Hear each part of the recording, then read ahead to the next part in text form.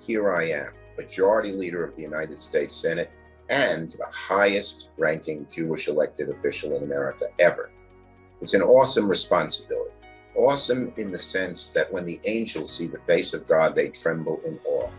And I realize that the tremendous responsibility is so important at this time in America. It's also a lesson of how America has been so good to the Jewish people. We have found acceptance and prosperity in this country like none other in history. And that is a tribute to the hard work, character, and Torah values of the Jewish people. But it's also a great tribute to this great country, which tells people that no matter who you are, where you come from, we welcome you to build a good life and even prosperity for yourself.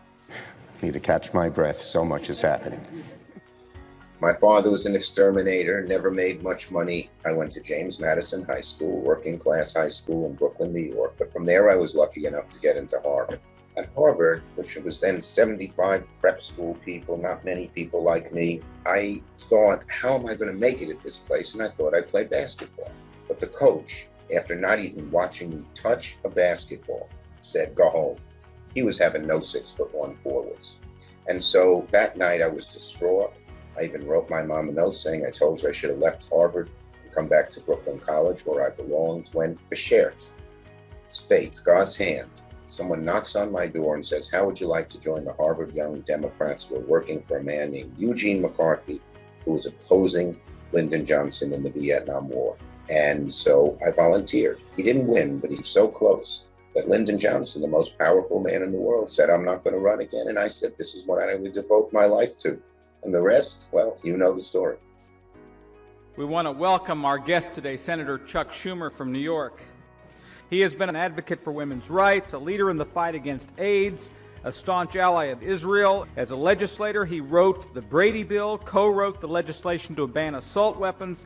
He was the sponsor of the landmark Violence Against Women's Act, which was the first federal legislation to protect women against domestic violence. He helped create the Victims' Compensation Fund, helping families of those that lost their lives on 9/11. Over his political career, he's tackled issues as broad-ranging as the Empire State he represents. That his opponents have invented a new word to describe him and his tactics: Schumerism.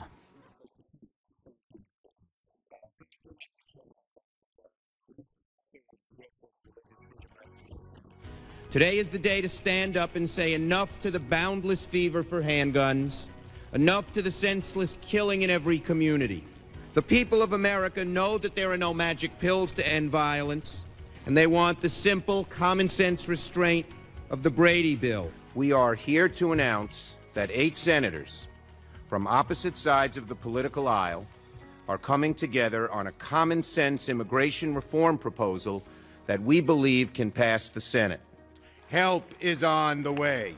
This is a wonderful day for America. This is the most significant piece of legislation in so many ways in decades. It will always be wrong to use anti-Semitism as a political weapon, always.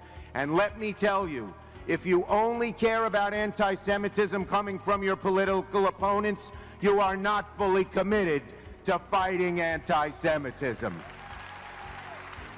And to my Republican colleagues, when and where we can, the Democratic majority will strive to make this important work bipartisan. The Senate works best when we work together. So let us begin. I yield the floor.